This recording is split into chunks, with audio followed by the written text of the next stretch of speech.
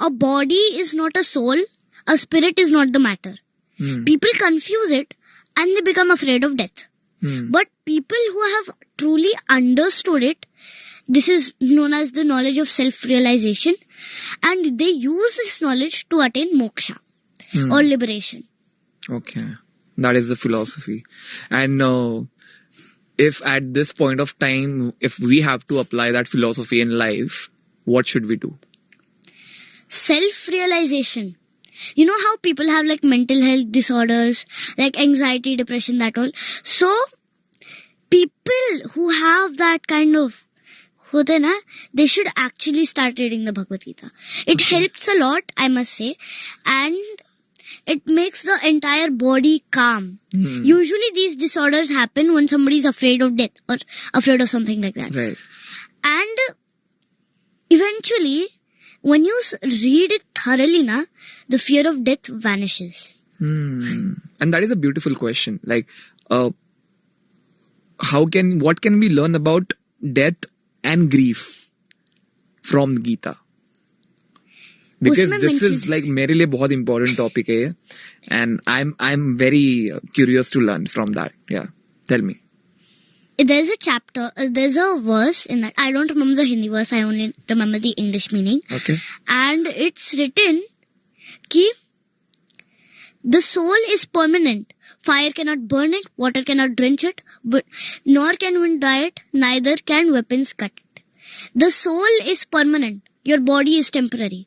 Just like how humans change garments, does the soul change bodies. This very thing makes it clear कि death के लिए you don't need to be scared. Because if you believe in God, belief, like Vaishnavism is one thing for Narayan, and if you surrender your body, your mind, everything, if you surrender it, then only will you attain liberation after death, and you will become a devotee most dear to his heart. Right. But what if someone is not willing to get familiar with Hinduism or spirituality? It's their own opinion. But what can they learn about grief? How do you grieve? Like suppose someone that you love, you have lost them. What is a way for them to grieve in a way which keeps them maintained? The wise man grieves in a way controlled, and he endures that pain until the point has come where he has forgotten. For example, somebody in your family has died. So instead of like crying and crying and crying for God knows how many years, you should control it. You should endure it. I mentioned it in the Ramayana podcast for the moral, that endure. Yeah. God has given you the opportunity where you could be greater. Instead of wasting it, use it. कि जब heart का relationship बन जाता है, then you should not be confused with love and attachment. Love is when you cry for some time, or don't cry, just endure the pain. And attachment is when you cry for God knows how many years. Suppose I'm asking a very comical question, okay? Like from Gita, this is a very like hypothetical question, but still it applies in our daily lives. Like people of my age, they fall in love and then they break up. Right? तो breakup होने के बाद heartbreak हो जाता है. Then the other person leaves and they both part ways.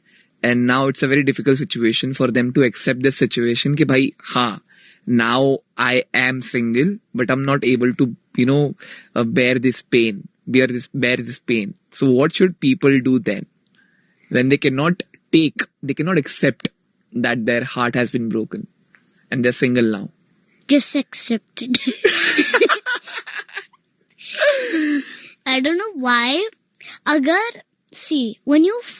When you like have that pain, you know that story of Urvashi and Arjun? No. So like when Arjun went to heaven to gain more astras, Urvashi